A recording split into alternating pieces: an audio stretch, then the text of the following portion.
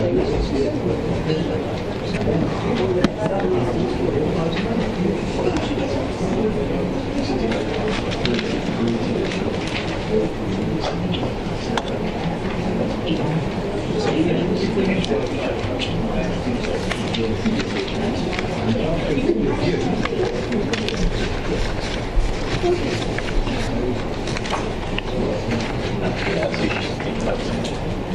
went home.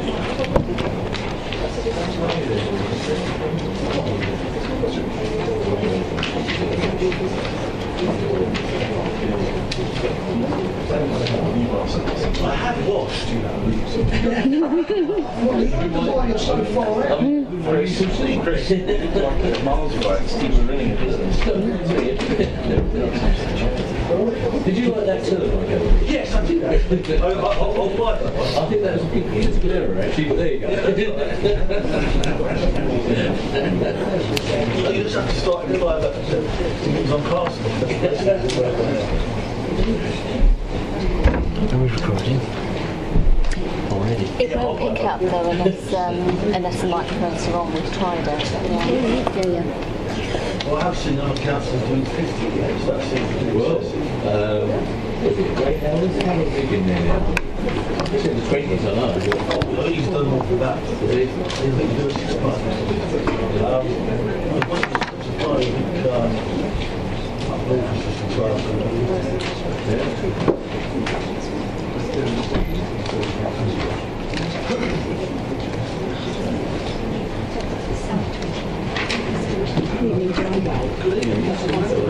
Just think I could be standing around in the cold. I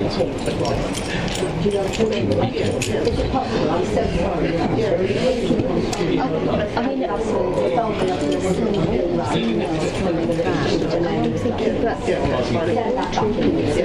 thank you very much indeed. 2:30 we can't see what we can do. Yeah. Sorry to interrupt. Have you got some papers for now and subsidies? I don't know if there's a setup down in the public area. Hold on.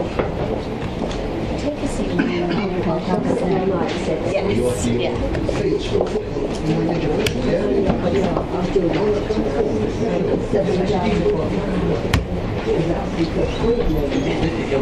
Well, that's what I used to do.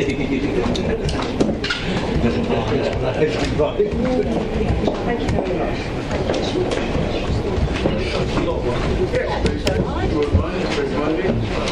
Good evening. Yes, I couldn't understand where this was from.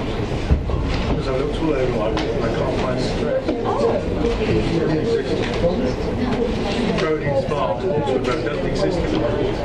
Yeah, that's what No, it's not now. It must be outside. It's not exactly close to district.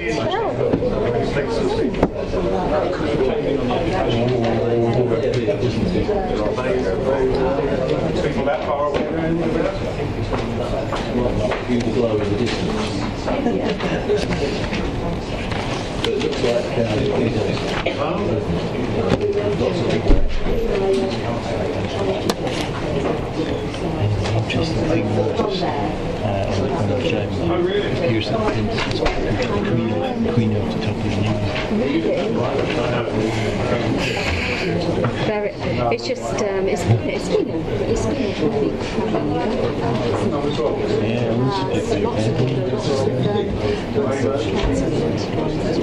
I don't know what the issue is with principal. See me to me. Well, I've just turned 58, so I bet take the seat. It's quite fine then. Well, I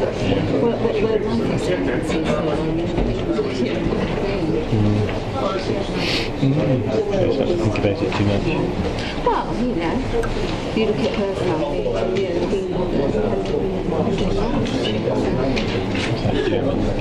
well, yes, absolutely.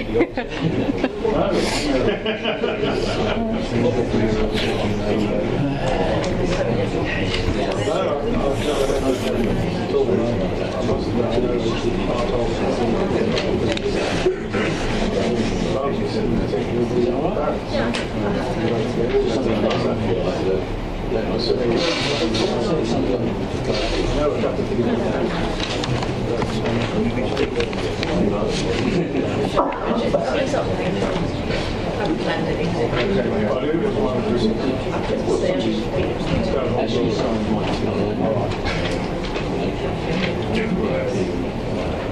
you for that one.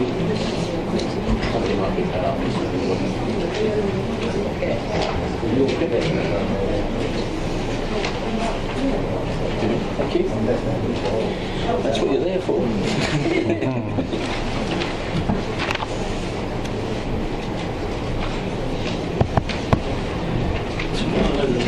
Next door to the National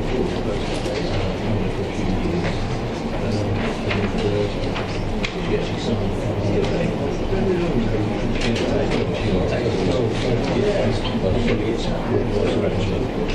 that's what she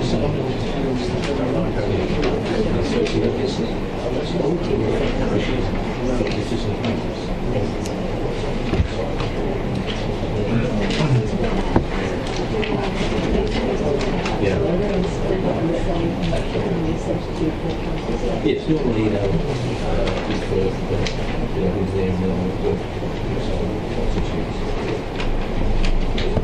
you need to get yourself on books when you get home. Can we put this down? Spread out. Yeah, I do need to spread out. Never understood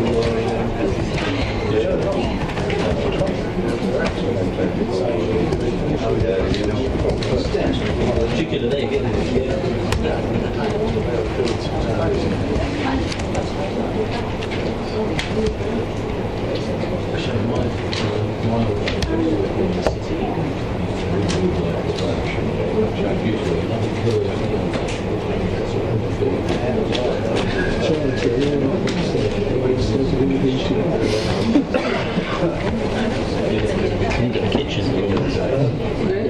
Used to having building works there. It was clear day on Monday, and it's slowly going back. These things take. And the thing is, because of where the kitchen is, it tends to be, you tend to sort of have stuff spread out everywhere. It's just horrendous. It's just complete chaos. So you've been having to eat out during the day. Well, actually, last night they stuck the oven in and just propped it up and wired it up. But in the end, couldn't be bothered fiddling around with it. Because without a hole, you can't. You're still a bit limited. I was wishing it's TV dinners or something. I don't like TV dinners.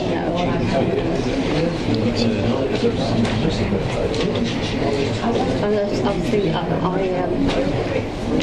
think when I'm at work, I tend to use a slow cooker quite a lot, but even with that, you need to actually physically saute the stuff on the stove top first of all, don't you?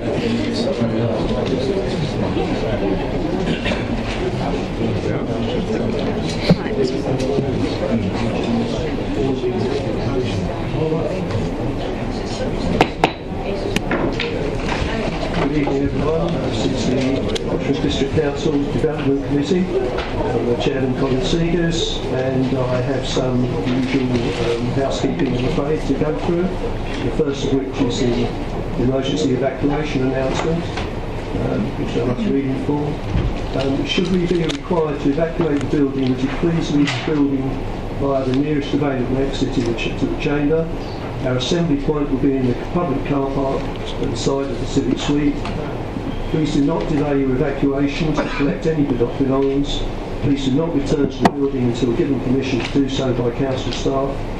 Please note that this meeting will be audio recorded. I'd also be grateful if anyone with a mobile phone either puts it to silent or turns it off, please.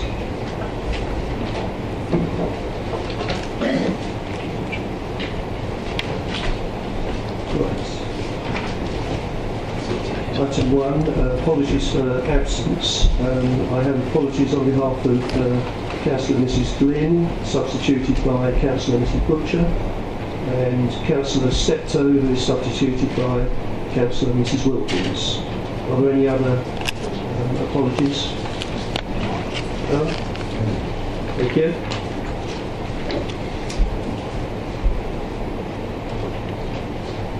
non-members attending? I see none.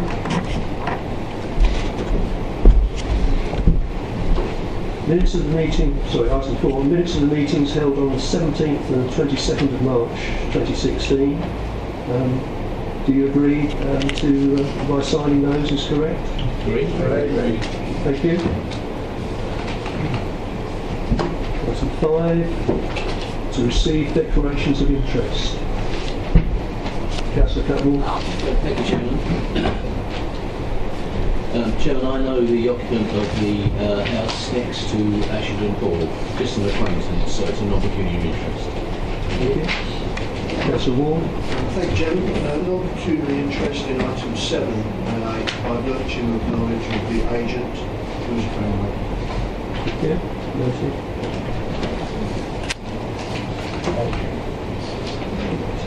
Item 6, land west of Oak Road and north of Paul Road, Rochford. Sorry, I didn't check. Were there no other notifications or declarations of interest? Thank you. Land west of Oak Road and north of Paul Road, Rochford, to consider an application to vary condition 41 to outline permission for a residential development of 600 dwellings, associated access, public open space, a new primary school granted on the 1st of July 2013 under application reference 10/00234 for the out. And I think Mike Stokes, please. Thank you, Chairman. This application is on the northern side of Hall Road, you see here. It's to the west of Rochford Town Centre generally. You see the railway line and Oak Road, St Andrews Road here, and the church, I think it's just outside of the photo. Members will be familiar, this site was subject to policy SL2 in your allocations plan, which allocates the site for residential purposes.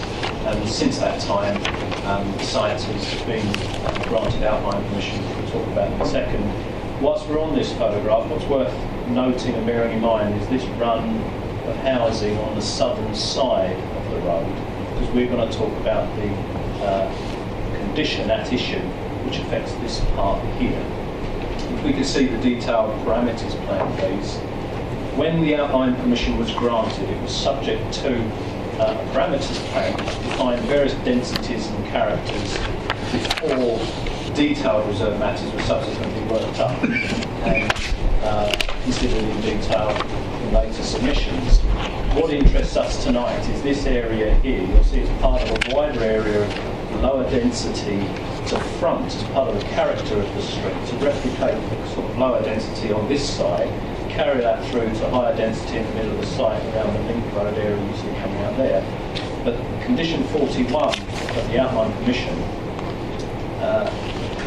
required this part of the site to be developed first, or at least completed ahead of the remaining phases working back in the site, in the hope that the built frontage would put a public face on the site and somewhat screen it from amenity as you enter and leave the town, as well as residents nearby.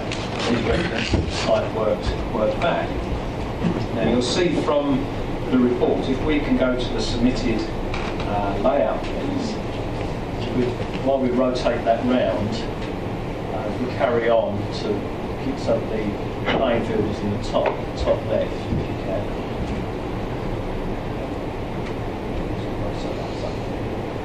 What you'll see, this report around another 180. Please. There you go. The outline is a bit fainter. These phases are areas that have already been approved. To get members' perception of the whole development, we've included the most up-to-date plan which relates to the phase which is to come before you in the future. They're the coloured up ones.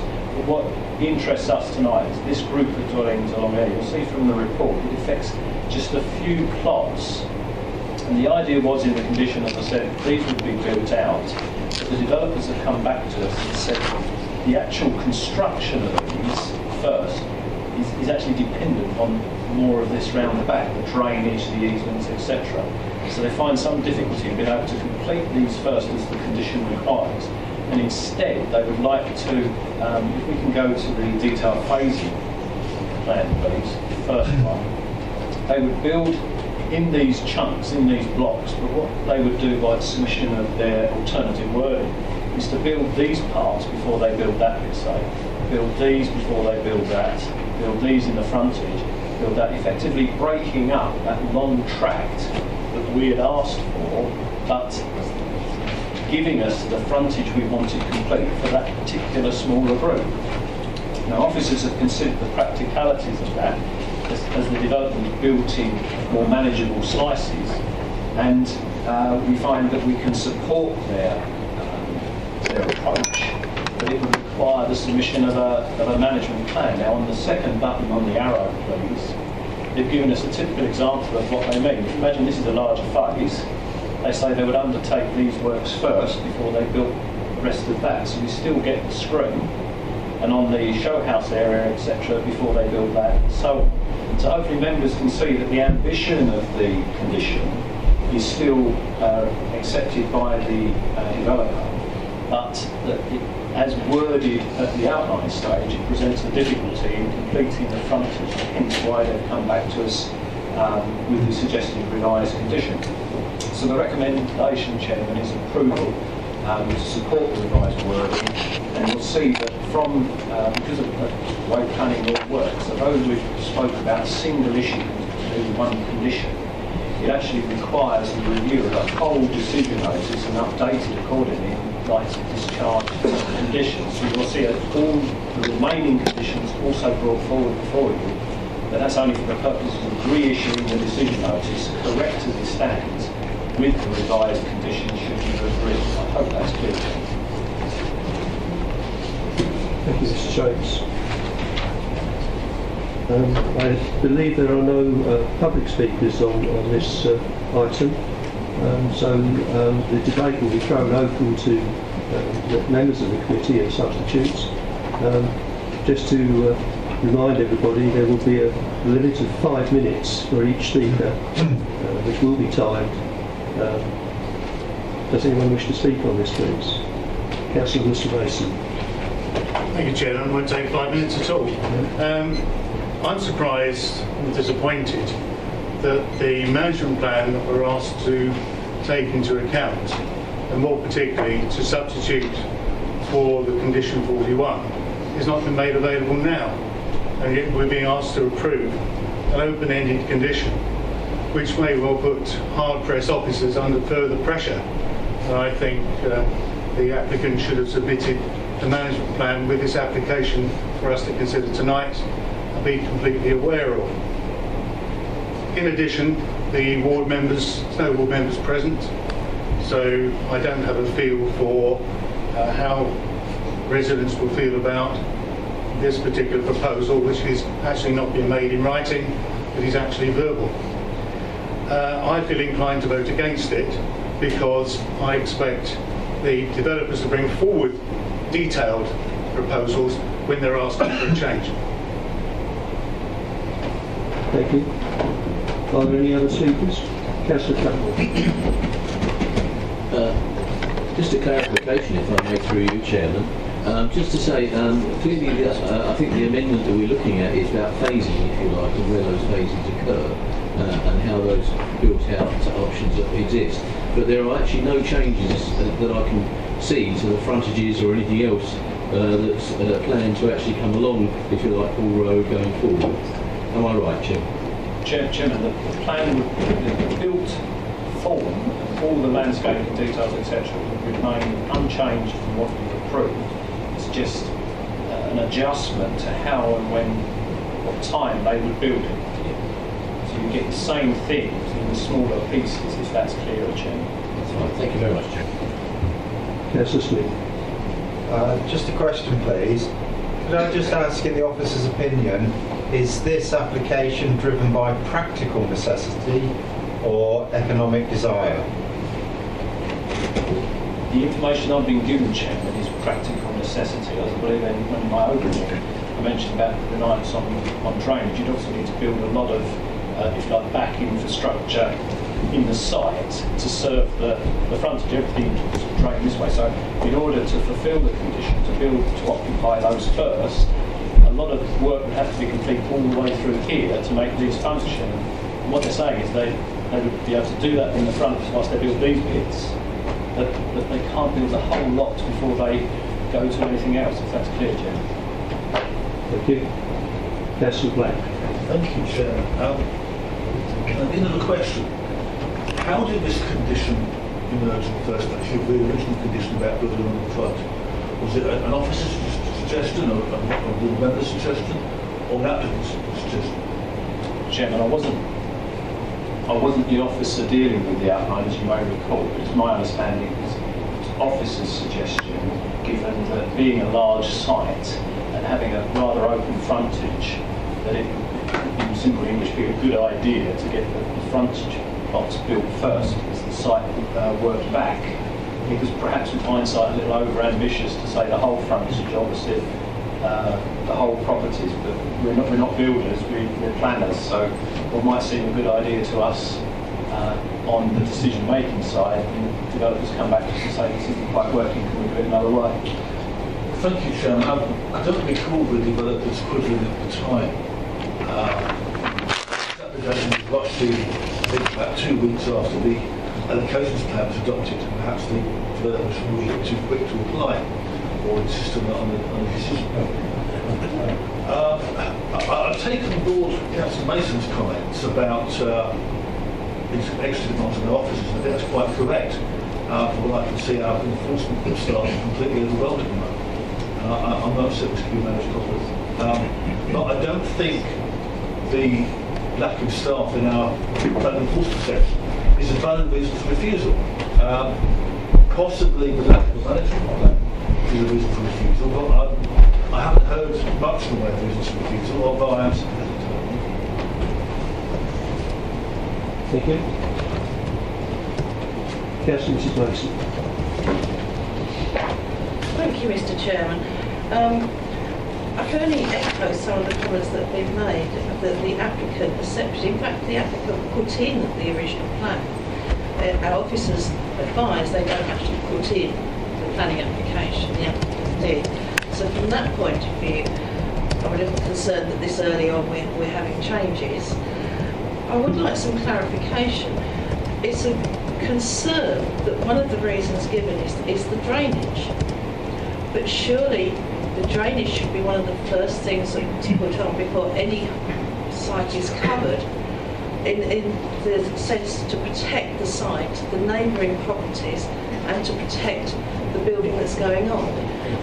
And I'm concerned when we say that they don't want to put the drainage in first, they want to do it in sections. I would have expected the drainage to be in first. Can I have some clarification on the impact of that from the officers, please? Chairman, I'll try my best. I'm not a building inspector or construction manager, but my understanding is if you follow the laser line, that's where the condition said.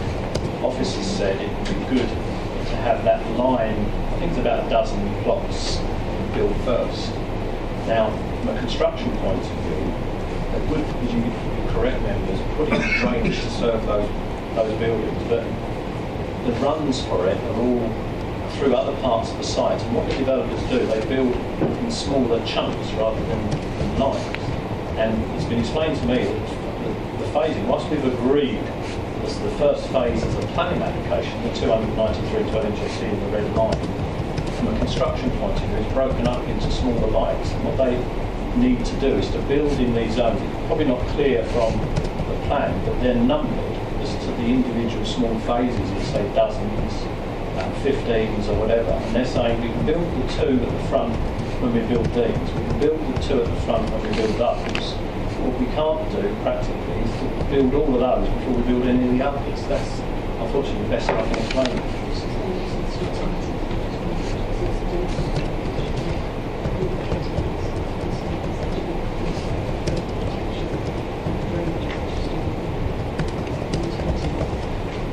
Chairman, if it helps, the spine road is currently going in, and all of the main drainage for the site that eventually gets mitigated and taken out is all already under construction.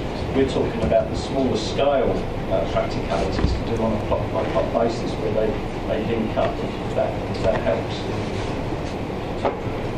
Thank you. Mr Chairman, can I come back on that, please? You may. Thank you. If I could just come back on that point. I can see what the officers are saying about the phasing of the installation of the properties, but can I have an assurance that as they're installed, that the drainage will in fact be connected on each section, will be connected completely to the pits that it's going into, rather than just being installed underground and ending up nowhere? Can we have a confirmation that any drainage system put in will be connected to the overflow system as the build goes on? Yeah, I mean that's taken that should be given in terms of building control requirements, because they should. I mean, we just said it. You've happened on the previous site. We will have a discussion with the applicant to make sure that that is part of the management plan, that we get indications of how those domestic drainage systems are connected to ensure that we meet the concerns that happened on previous sites. What I'm asking for is that the drainage system is connected before the second stage goes ahead, and perhaps from that point of view we could have the ward councillors, who will be new ward councillors, to be consulted on the management plan, so that can be their concerns can be alleviated. Because I think there is a concern over the drainage on that site. So can I move that change, please, Mr. Chairman? Certainly. I'll second that's acceptable to officers. Just to take up a point, if I may, that Councillor Mr Mason made earlier, in regards to pressures upon officers to sort of monitor or oversee that these works are carried out in accord with the commissions. Can I take it that because of the acceptance by officers of these changes, that there would not be undue pressure upon them? Because these are one of the large allocations, there is already an ongoing relationship and an ongoing set of meetings with the developers on that land anyway. So this will just form part of those ongoing discussions. And obviously we'll take on board the requirement to add that as additional part of that condition. So we'll take that. Right, thank you. Are there any other speakers? Councillor Ward. It's just an observation that the mics don't seem to be working. You're right. Not very well. Not very well. Maybe it's because mine is on at the moment. Is it making a difference? Right, I will endeavour to speak up, and perhaps other speakers will do the same in that case. Have you been able to hear what's been going on at the back there? Thank you. Right.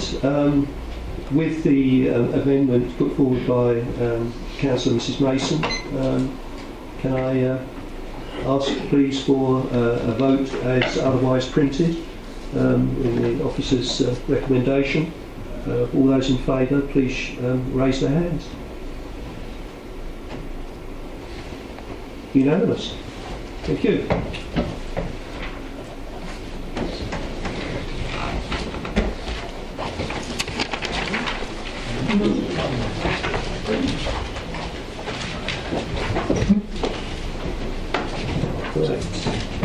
Item 7. Item 7. We have speakers for this. Clive Simpson as planning consultant for the applicants, and the second speaker is Mr Harry Daniels as an objector. But first of all, obviously, the presentation by officers by Ms Thorogood. Thank you.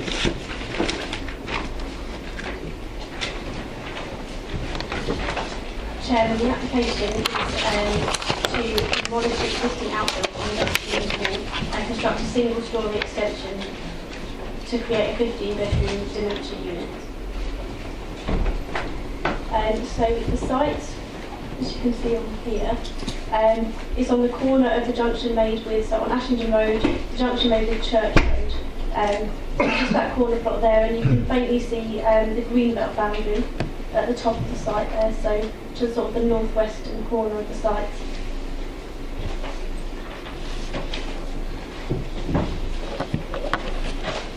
You can also see actually just if you look to the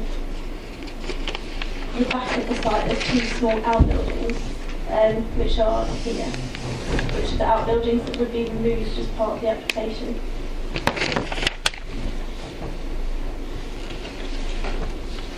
So this is the aerial view of the site, and then from here we've got, this is the southern elevation of the building viewed from Church Road, and this is the western elevation viewed from Ashenden Road.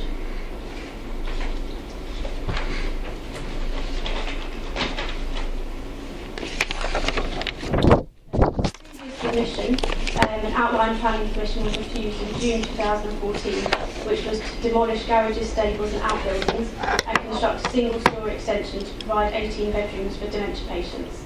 The main concerns with this application were that it was inappropriate development in the Greenbelt, it was a disproportionate size extension in relation to the existing building, and it was detrimental to the character of the listed building. So here's the existing block plan and the proposed block plan. So you can see that it's in the northwestern corner of the site, so that the part marked out in black is the existing building, and that's the proposed sort of courtyard to the application, which you can see when compared to here is sort of this part here of the site. The proposal was for a single-storey extension. It would be linked to the existing building and sited on land that mainly comprises the existing car park for the care home, but that also contains two large single-storey outbuildings that have been previously used as stable storage and office accommodation. These would be demolished to make way for the proposed 15-bedroom dementia unit. The proposed building would extend past the existing car park and slightly protrude into a field sort of behind the care home. The bedrooms, office and sensory room within the proposed building would have access onto the inner courtyard. So all sort of activity would be contained within the courtyard, and everything would sort of be kept inside.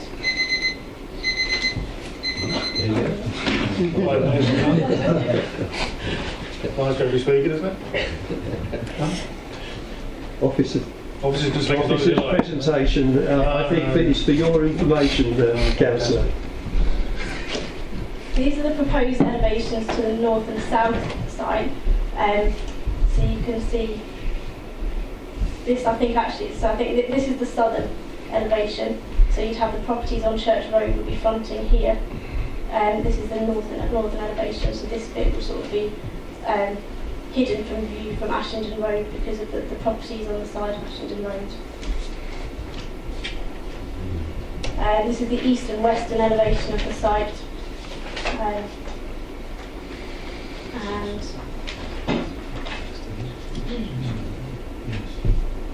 so the main considerations when looking at this application, so it's the listed building. In terms of listed building, it was concluded that there will be very little, if any, impact on the architectural and historic character of the listed building or to its setting. This is discussed more as the tandem application for listed building consent, but in general the design is considered favourable. In terms of residential amenity, it was considered that the impact on residential amenity would be acceptable because the proposal was single storey. There's alterations in the ridge height which further reduces the visual impact, and it's been cited since the previous reason for refusal has been cited further away from the neighbouring dwellings. Parking and access. 13 car parking spaces have been proposed. Essex parking standards would require a maximum of 21 spaces. However, the location fronts the main road. It has a regular bus service with good connections to both Rochford and Hockley rail stations. There's also daytime overspill parking to the nearby King George's public open space, and as such we considered that parking provision would be adequate on the site. In terms of Greenbelt, policy DM11 of the Council's Development Management Plan seeks to support existing businesses located in the Greenbelt, provided such extensions would not result in a disproportionate addition of floor space over that of the original building. It's considered that the substantial increase in floor space proposed would result in a development which would be contrary to this policy. We took into account the floor space of the outbuildings that would be removed, but even then the outbuildings come to approximately 200 square metres, whilst the proposed floor space is approximately 800 square metres.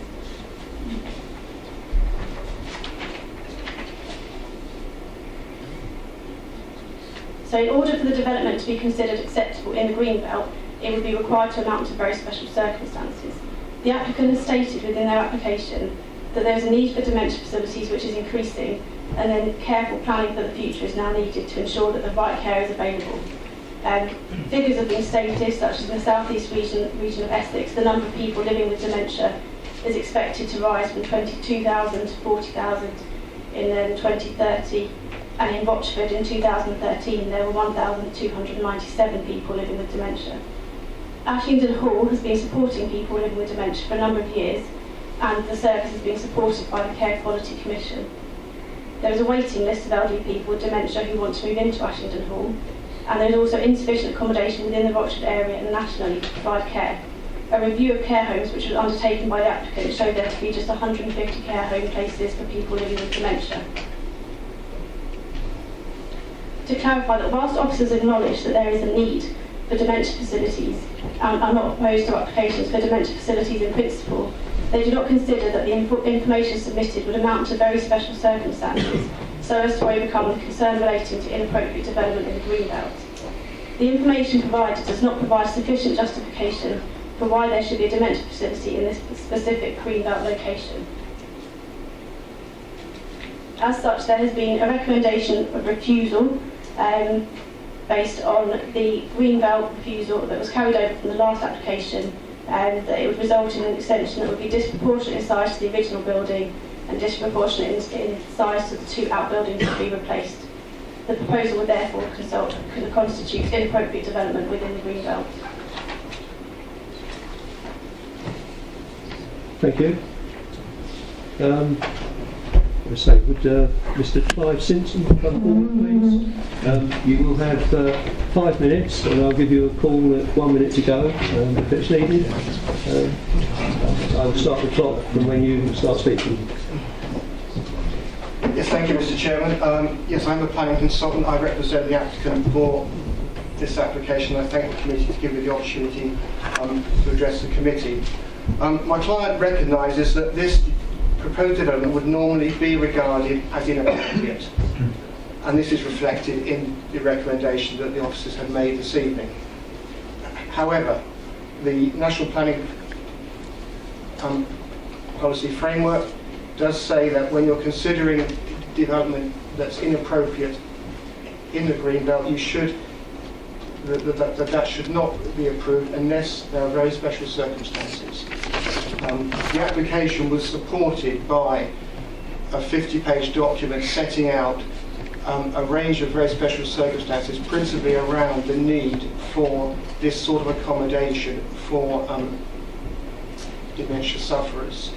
The officer report originally didn't mention those very special circumstances at all.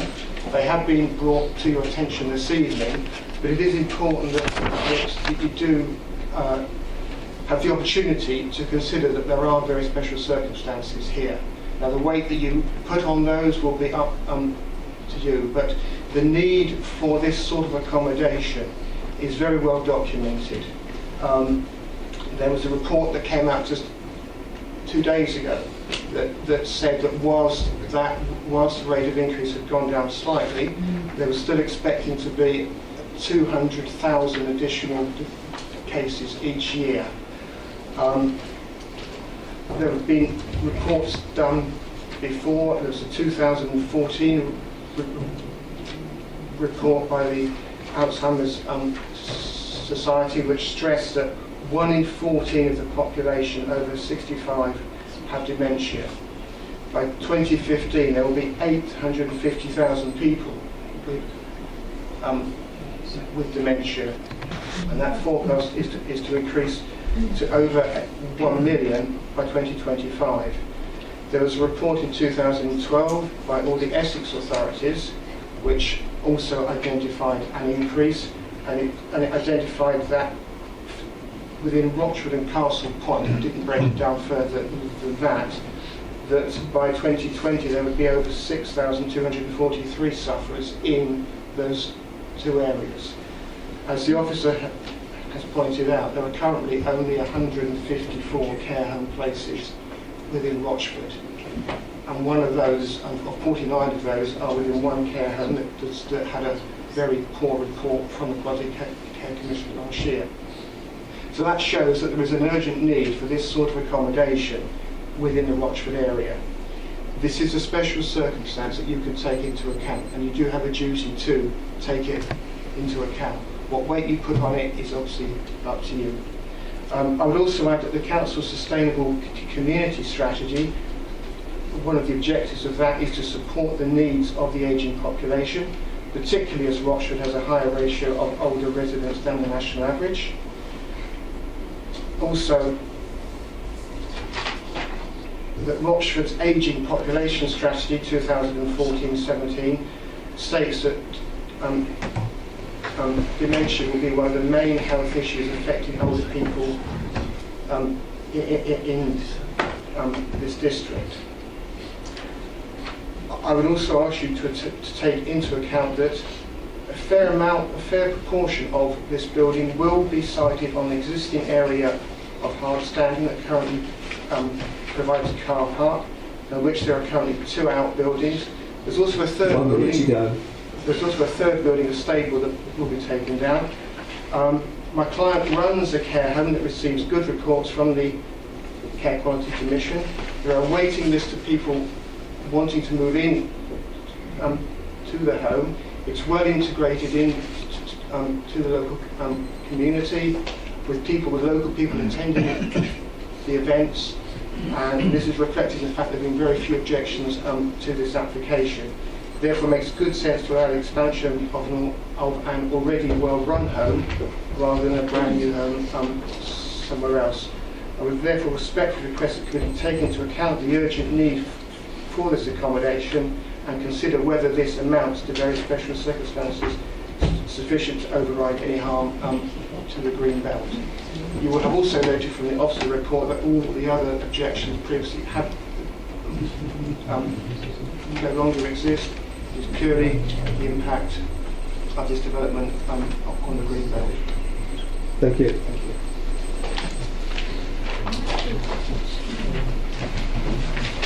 With Mr. Harry Daniels as an objector, come forward, please.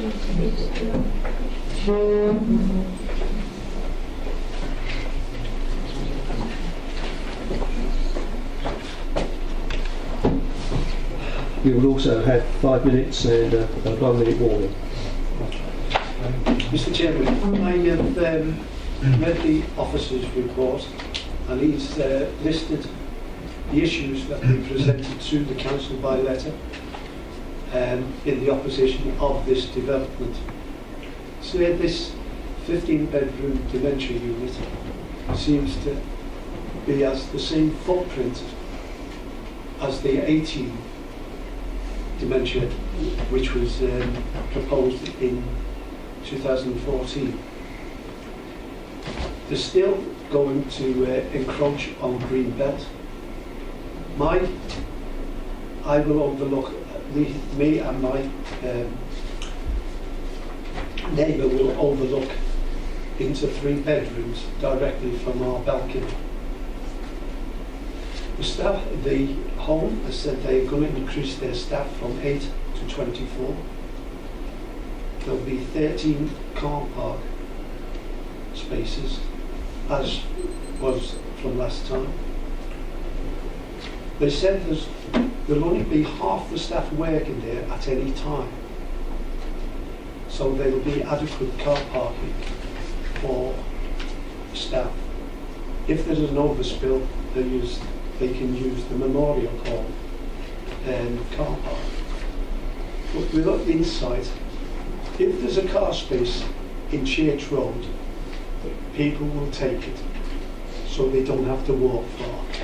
And this has caused congestion because we have people living in flats facing us that use our car park and use our road because they're only allocated 1 space for 1 flat, but there's generally 2 people, 2 cars, so they come to ours.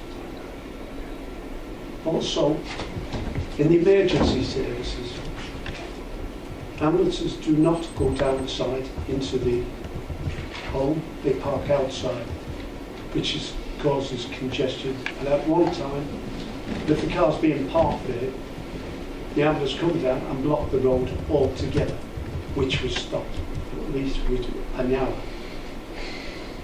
Construction vehicles. When we went to a meeting in the parish council, we asked the owners how you are going to access to the site. The answer was, we'll use the church car park. They did not consult the church council at any time, and there is a letter which you should have stating by no means they have any sort of permission to go through the car park of the church. So there causes, where do they access to? How do they get to the site? You've got demolition vehicles, and you're going to have, apparently these are going to be prefabricated units brought in by flat packs. Say, with all due respect, I don't think we've got the infrastructure for this proposed development. The road is so narrow at times, when cars can only go past in single file. The entrance to the home is an accident waiting to happen, because people pulling out of from the home have to come halfway out before they can see any oncoming traffic. We've made this issue before about it, but no one seems to take any notice. So that's all I've got to say. Right, thank you. Thank you. Very timely. 1 minute to go. Right. Members, are there any members wishing to speak, please? Councillor Black. Thank you, Chairman. I was thinking back over mistakes I made in the council, or things I wish I'd done differently. And actually, the thing I most regret was there was an application some years ago in a peaceful place for a home in the Greenbelt for younger people with dementia. And I supported refusal on Greenbelt grounds. I don't even think it came to committee, actually. And looking back, I thought that was a mistake. Now, this is a different circumstance. It's not a charity applying here. I assume maybe this Wood Limited are a profit-making company. This makes a difference. However,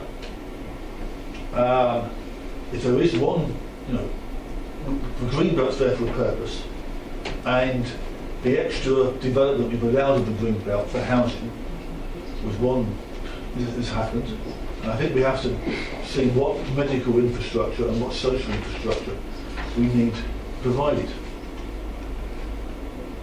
The agent spoke about the report that had come out about dementia rates, and it's interesting because they are coming down. The good news is that dementia rates of people in their men in their early 70s are down by nearly half, and overall dementia is dropping by about, the rate per person is dropping by about 20%. There will be an increase because we've got more older people, but there is some hope in the future on that.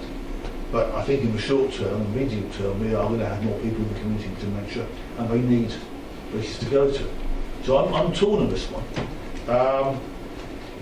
I see that the next application for listed building consent, they're recommending approval, which is remove one reason for refusal. We're on the Greenbelt alone. I have listened to the resident, and he's made some good points about access, etc., etc. At the moment, I'm tilting towards approval as an exceptional circumstance, because I think dementia care is an exceptional circumstance. I would have been happier if there had been some kind of independent support and representations from some kind of, I'm not quite certain which part of the NHS now deals with dementia in these circumstances. It would have been good to see something in the way of support from them. As I said, I'm tilting towards approval at the moment, because I think it is an exceptional circumstance. Thank you. Councillor Smith, I believe you indicated. Yeah. Mr. Chairman, I'm fairly close to accepting that a dementia care home is close to a very special circumstance within the Green Belt. It is in the Green Belt, so I would expect a normal recommendation of refusal. But I do concur with many of the arguments that Councillor Black has put forward. However, the one area that does concern me is the parking arrangements. I think that what has been suggested as a number compared to what we would normally be looking for is of great concern. We all know that parking is a significant issue over lots of different areas and lots of different places around the district, and generally speaking we will take a stand on parking. Now, the number of employees may be able to cope with the parking, but things like a dementia care homes in general do have large numbers of visiting professionals. There's quite a variety of visitors, and the nature of the care, the all-round nature of the care, the specialist nature of the care, means that it's not always provided wholly by the employees of the organisation. Plus, as was mentioned by one of the speakers, there is unfortunately the need for ambulances to come from time to time. I do believe that the suggested number of parking spaces is a compromise too far on this occasion. So if we are moving for refusal, I would like to hear other members' opinions on whether the lack of car parking spaces should be added as an additional reason for refusal. Thank you. Thank you. Councillor Cutmore. Thank you, Chairman. Chairman, as a local resident, I do know the home quite well and the area as well. And I will recall that there are parking issues around there, from time to time anyway, because Church Road, which is the small access road that goes up to the church itself, is a very narrow road. You could probably only park 2 or 3 cars in it at any time. And of course there are driveways where people drive onto their own driveways, and it can hamper them as well. Having said that, Chairman, I do concur with Councillor Smith in that the fact that yes, there's going to be some car parking spaces, but if you're saying that they can use the Memorial Hall car park, well, of course the Memorial Hall car park has signs up on it saying this is for the use of people using the Memorial Hall or using the park. It's not certainly for those people who are using facilities nearby. And of course there are shops nearby with a small frontage as well, so people do parking there. But on a Saturday and certain other days when the football fields or cricket fields are in full use, that car park gets extremely crowded. It's full to bursting, Chairman, and people actually park outside on the main road to actually, because there's nowhere else to park.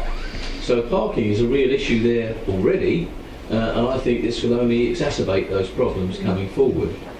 As far as the actual Greenbelt issue is concerned, I do go with the officer's comment on this, and if I can draw members to the very last paragraph, I think it's 7.9 on the papers itself, the statement that's actually made by officers that is actually on there, and I couldn't put that any better myself, Chairman, as far as the reason for refusal, because I think there are ways that we can negotiate and take forward plans that would actually make sure that this actually fitted into what we wanted to as far as the actual building itself.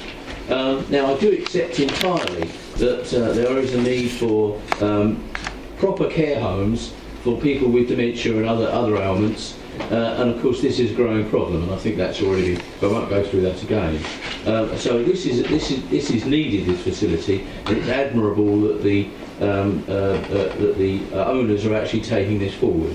But it has to be done, in my opinion, in accordance with our own planning policies, which do state accordingly that this is done in the Greenbelt, and there has to be very special circumstances. And I think it's up to members to weigh the balance, and I'm not going to direct members on this, as to whether they consider this a special circumstance or not. But my own thoughts at the moment, Chairman, are to go for refusal, and perhaps have an additional refusal point on relating, and I would agree with Councillor Smith, relating to the parking, which I think is inadequate. Thank you, Chairman. Thank you. You've moved an amendment, Councillor Cutmore. I see Councillor Smith as seconding that. So we are now speaking to that amendment. Are there any further speakers? Councillor Mason. Thank you, Chairman. I'm glad the amendment has been added because I was coming to that particular conclusion myself. Look, I completely recognise the social benefit of care homes for people suffering from all forms of dementia. And I'd like to think that even though we couldn't make a condition on this, that those particular rooms, those particular spaces were particularly given up to dementia only as opposed to other reasons for requiring residential care. But we can't do that, but it's something I would wish to have said if I was recommending approval. I can see all of the emotional, very special reasons for allowing this in so-called Greenbelt. It's designated Greenbelt, but I know the site too, and there's not much Greenbelt in it that isn't covered by hardstand. So, you know, we have to be realistic. However, the issues of parking, I agree with the previous councillors, Professor Smith and Cutmore, is real. Church Road is frequently congested with the current operation. Just as the resident described, and from my personal knowledge, visiting a friend who lived there.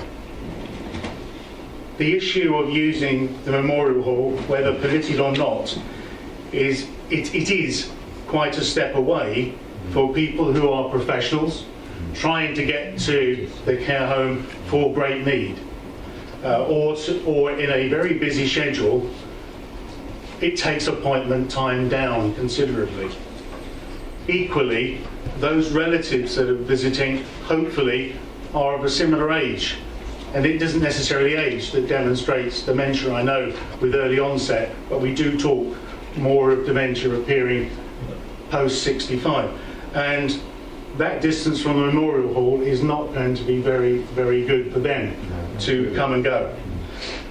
I see that as an operational issue, but from the point of view of making the reason for refusal, it's residential amenity. It's the detriment to residential amenity for those residents who are living nearby, as caused by the parking and other access problems. So, reluctantly, I'm going to sum up by saying I support the motion, which is refusal with the addition of car parking, or if the officers advise us better, residential amenity. Thank you, Chairman. Thank you. Councillor Ward and then Councillor Yarwood. Thank you, Chairman.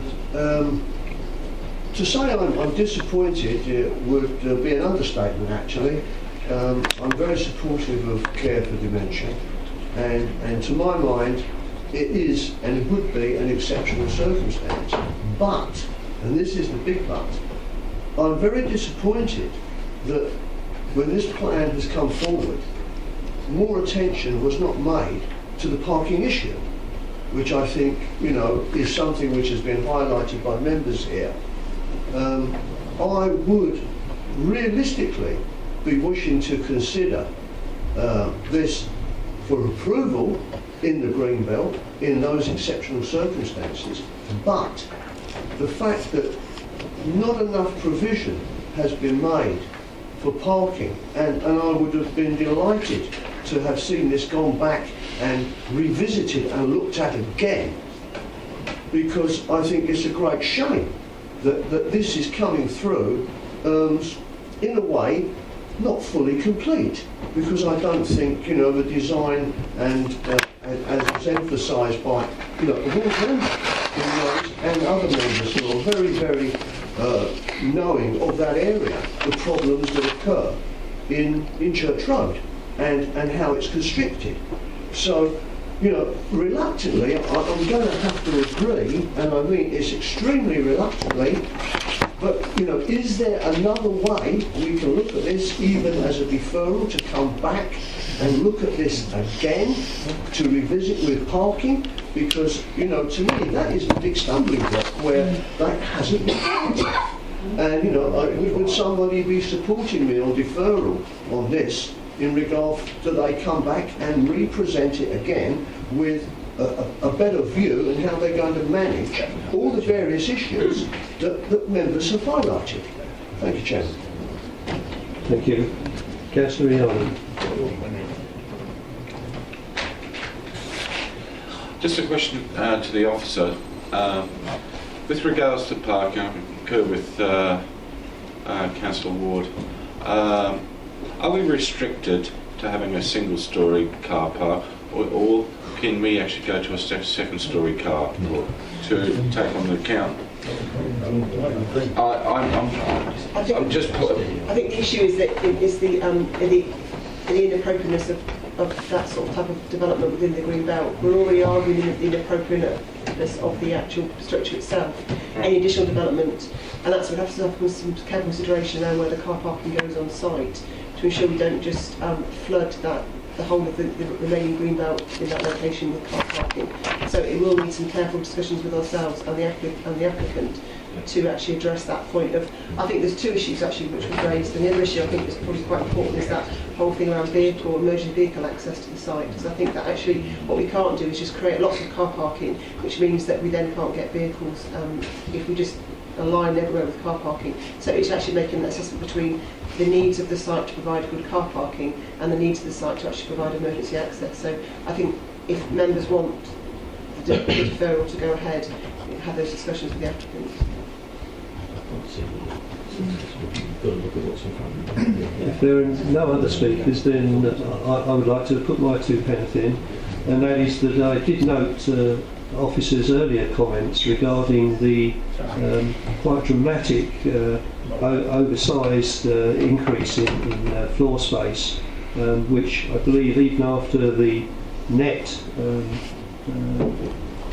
sort of figure for demolition of existing outbuildings was something of the order of 800 square metres compared to 200 square metres, which I think is slightly over the top, I think, in terms of greenbelt problems alone. But I do share the concerns about car parking. I'm not in favour of deferral, but we are speaking to note you, Councillor Black, we are speaking to the additional amendment of car parking to the officer's recommendation. Councillor Black, you had a question. Yes, thank you. I wanted to ask the officers, is there scope in designing additional car parking without having to redesign the whole scheme? So I was taught by planners, you have to make a decision what's before you, and not what you'd like to have before you. But from Mrs. Ryan's comments, there was indication that it might be possible to arrange something there. I think there's an added issue with this site. We've got we don't have much in terms of heritage assets in our district as it is, and it's one of our heritage assets. What we can't have is a building that then is just surrounded by car park. And then you've got additional harm to building, which then would bring back in probably reason for refusal around about the harmless building caused by car parking. So it is actually if it's an issue that members want to address in terms of a reason for refusal, obviously we can address that. So the reason members wanted to go back and address with the applicant, it would almost be a redesign of the application to address that issue.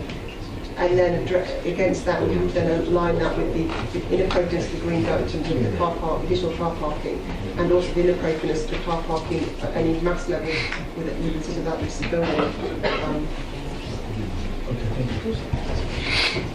Are you happy with that, Councillor Black? Okay, thank you. Thank you. Right, in which case, unless there are any further members wishing to speak, I will put the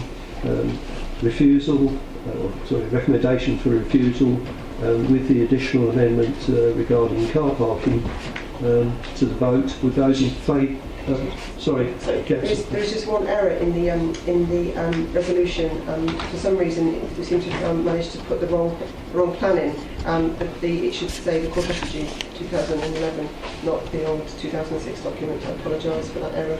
Let's have a look at those one through. Thank you. In which case, for those members wishing to show for refusal with the amendment regarding car parking, please indicate now, please.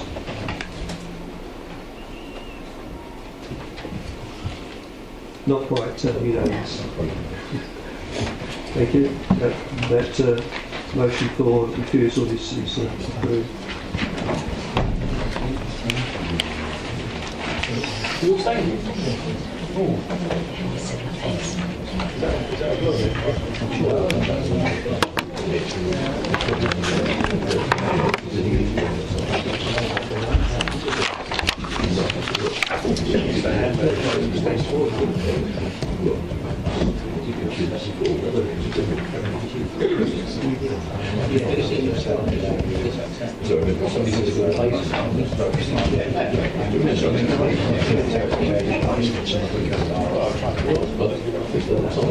If officers are ready, then we move to item 8, also Ashenden Hall. Ms. Sullivan, please. Thank you, Chairman. This is a tandem application which was submitted alongside the previous item and is for listed building consent alone.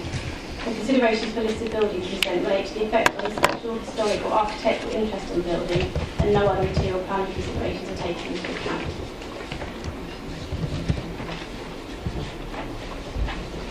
So again, this is the site location, which we've already looked at, and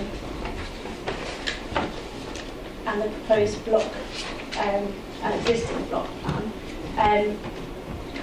The main sort of value of the historic building is seen to be from the southern and the western elevations.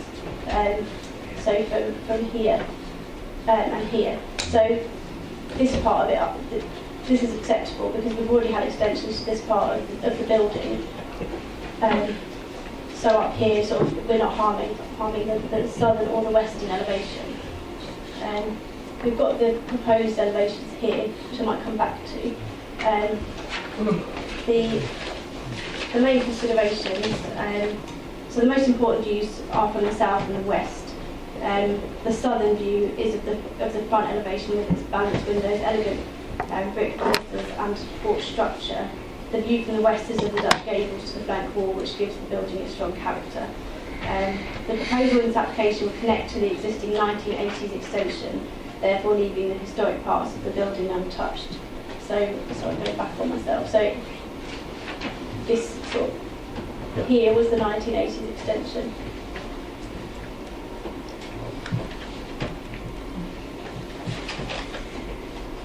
So the current 20th century extension to the hall has meant that much of the historic setting has been eroded, and the way in which it is experienced has been substantially altered. It also means that there is substantial physical and visual separation between the historic core of the building and the proposed section of the site to be developed.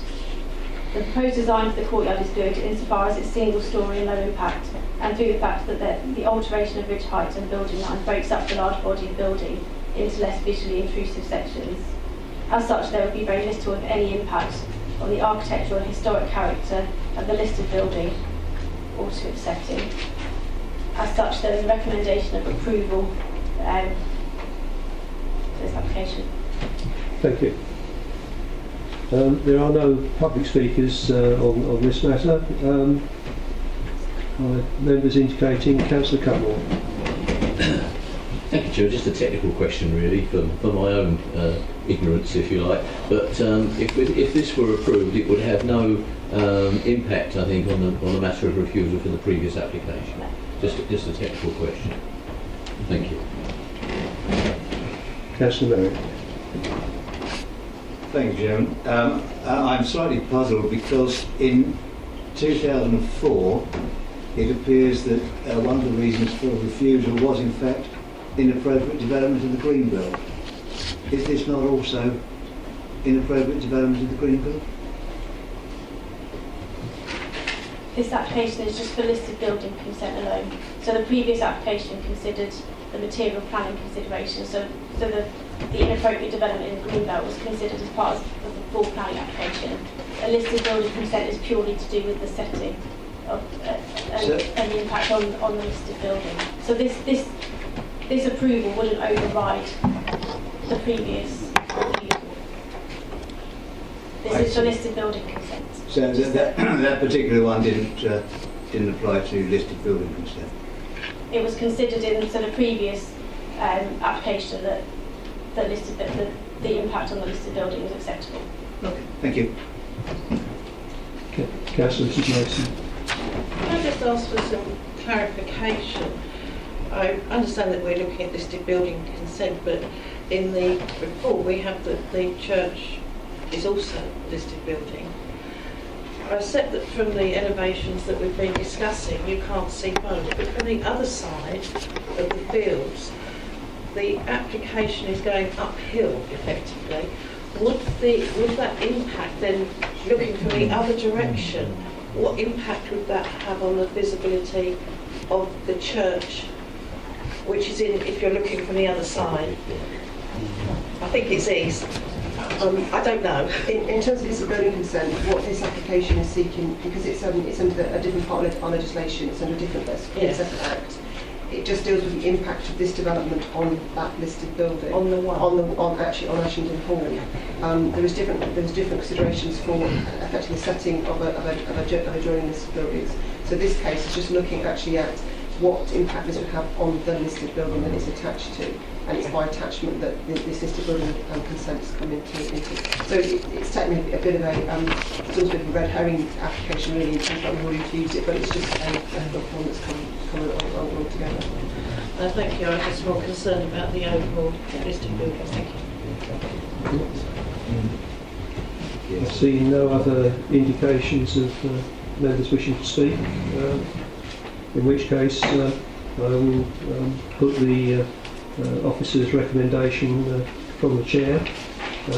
Those in favour of approval, please indicate now. That is unanimous. Thank you. The motion to refuse this is carried. Sorry, approval is carried.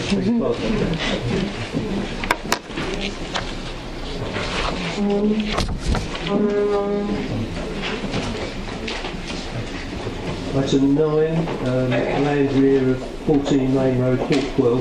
Mr Straits to present. I'm not aware of any other speakers from the public on this one either. Thank you, Chairman. This application was referred to members by Councillor Mrs Glynn. It relates to the site here on the northern side of the main road, the junction with Rectory Road here and Thorpe Road to the further on. You'll see these properties in Thorpe Road have a garden backing on to the depth of the site. It's this part of the site that concerns us. Regrettably, the aerial photograph is out of date. Whilst this area is intact, members will be aware that this tract through here is part of the David Wilson Homes now, which is more or less complete policy. SER4 in your allocations document, which is now almost nearly built out. If we could jump to image 4, please. The applicants have provided us with a drone image to give members a perception up to date. Our site rests in here, and this is the roof of a building that is currently in use for residential purposes lawfully. And that factors into the presentation and the application details. But while we're on this image, it's important for members, having seen the aerial photograph as it was, to realise that our site in here like this is bounded, contained, if you will, by a larger scheme, as well as the development pattern nearby. And I think that influenced Councillor Mrs Glynn's concerns, why she felt it was important to bring it before members. If you can go to the site layout, please. Members will see that this is an application to demolish a number of outbuildings that you saw perhaps in the photograph image and that are scattered about and dotted. That's easy for us to read in the office, but the 930 on the screen, if you bear with us, there's a number of outbuildings about here. The proposal is for a new bungalow in this position and a garage to serve that bungalow, together with a garage to the existing dwelling down here. The existing access that gets you into the back of the site currently would be retained for the use of the main dwelling, and a new access, if we can show that to members by slipping down the drawing in the way please, it would be formed down the side of the plot with a new crossing onto Main Road at this point. If we can drop the plan down a bit further please, so back to the back of it, thanks, that's it. The building on the boundary at the back that I tried to show on the aerial image is hard on that boundary. It's a linear building, but it's in residential use. It's a former outbuilding, because this at one stage I think was a former horticultural nursery, and a tract of that land went back into what is now the redeveloped site, and where they formed a new boundary across the site, the outbuilding in residential use survived very hard on that boundary.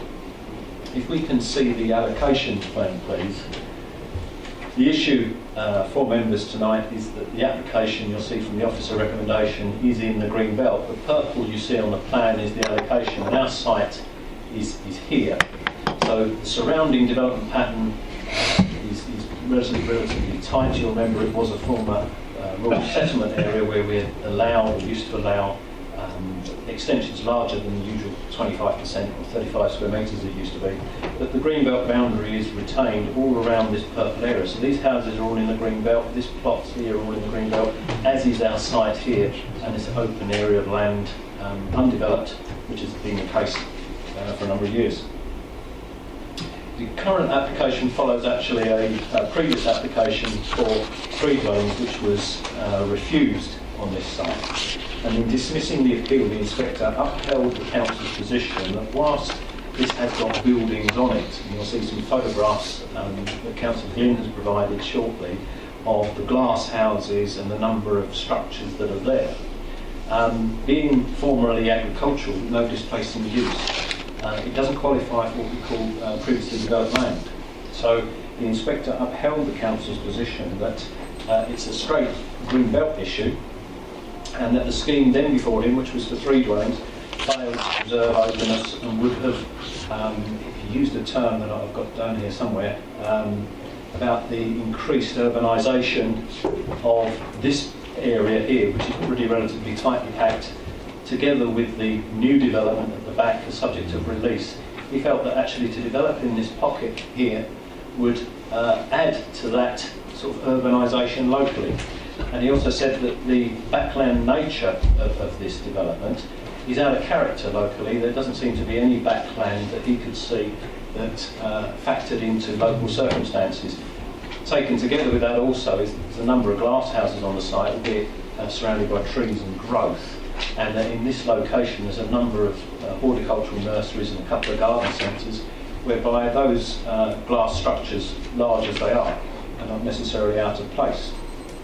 Now, members will see from the report that policy DM21 sets down criteria where you can consider favourably the replacement of the existing dwelling, but it's on the basis of an increase in floor space no greater than 25% of the building. Now, the building that's there is a sort of a sloped roofed outbuilding, and you'll see from the report that the increase in floor space is some 57% of the size of that, which obviously is way in excess of the 25% that your policies would allow. So officers consider that the replacement bungalow is oversized and therefore inappropriate in the Greenbelt, and that the low-rise character of the existing building needs better reflecting in the chosen design. This building has a higher design that compares with some of the surrounding bungalows and properties that are there, but from a Greenbelt perspective it has to compare to the low-rise discrete outbuilding conversion that it seeks to replace. Now, if we can see the photographs provided, please. These will just walk members through the circumstances on the site. If we just go through them quickly one by one. I believe that is the boundary to the open space we saw beyond. If we can drop to 2, which I think is more of the same. To the next one, please. you'll see that the amount of sort of ivy and trees and growth, these buildings, these horticultural buildings have been vacant for some time and in no new use. So obviously nature is somewhat taking over. If we go to the next, please. That's the new fence boundary, I believe, with the David Wilson Homes development out the back. I think, unfortunately, the whiteness on the diagram doesn't do it justice to the position of the building there. You'll see how close that is to those. Again, to the next ones, please. Again, the new site beyond. You'll see there's these areas here are where former glass houses once stood, and the sort of the brick foundations are still there, but the main structure in some cases has been removed. Go to the next, please. There's one of the sheds that's on site at the back that would be removed. Go to the next, please. Another shot of that, and the next one, please. That's the condition of the glass houses. You see from the report that they wouldn't be suitable for reuse as such, not without perhaps substantial work. If we could go to the next, please. Again, another shot there. This is the existing garage that will be demolished and replaced. If we could go to the next, please. More shots of the existing buildings, and again, please. Next one. That is the near the edge of the existing residential building. Remember I said about the close proximity of the fence line and the close proximity of the development back, the new development at the back. If you could go to the next, please. This is the position, the existing outbuilding as well. Same point. Again, next one, please. It's another shot from inside the building, the residential conversion to be replaced. Next one, please. And the next one, please. And again, I think members are getting a perception for how close the residential building is to the new development at the back, which I think the applicant was expressing gave an idea of acceptable infill. You'll see from the report that even though that's a natural position to take, from a green belt perspective, officers have outlined in the report that in this case it doesn't carry as much weight as perhaps a layman might think. If we could go to the last one, please. And again, and whilst you look at the photographs, you'll see on the addendum there has been a further letter received. We believe it's on behalf of an adjoining resident, but we're not necessarily clear who that is. So whilst it's an address outside the district, I believe it's been prompted by somebody who lives near the site and has got a relative to write in on behalf. That photograph is the existing access. Down there is the main road, and it would be up this existing access that the new garage for the existing dwelling behind here would be accessing through. So the recommendation, Chairman, is refusal. Now, you'll see in the reason that it refers to policy R5, which is your previous local plan, subject to the change to refer to policy PM21, your development management document. The recommendation is refusal. Councillor Mason, Mr. Mason. Thank you, Chairman. I'm speaking as a ward member who knows this area very, very well. I also know the progress of our core strategy very, very well. And the applicant made a request to the inspector at the time of the PE on the allocation of sites to have this area included within the SER4. But that was declined. And of course our officers have told us how the inspector looked at the issue of the appeal on the previous application. An LDC has been won on this site, and the building that's proposed is obviously considerably larger than that, and also seeks to rationalise other buildings which, as the officers have pointed out, are not capable of being included in agricultural repurpose or redevelopment. I've not heard any very special circumstances in the reasons for this being called in, I did ask our officers to give me a précis of Councillor Glynn's reasons, and there was not one very special reason quoted. To agree to this in contravention of MPPF and our own development policy would create a very unwelcome precedent throughout our district. I see no reason why we should approve this application against the officer's recommendation, and therefore I move refusal, Chairman. Thank you. Second for that, I'll please. second the refusal. Councillor Mrs. Mason. You wish to speak on that? Not at this point in time, thank you. Okay. Councillor Cutler. Chairman, I think we've noticed from the previous applications that there has to be very special circumstances for development of the green belt, and I don't think this meets the criteria, so I'm happy to support the motion for refusal. Thank you. I see no other indications of members wishing to speak, in which case I will put the motion for refusal as printed, I believe. I don't think there are additional amendments to that. Those in favour of refusal, please show. That is unanimous, thank you. Yes, I think is the close of the meeting, which is at 8:47.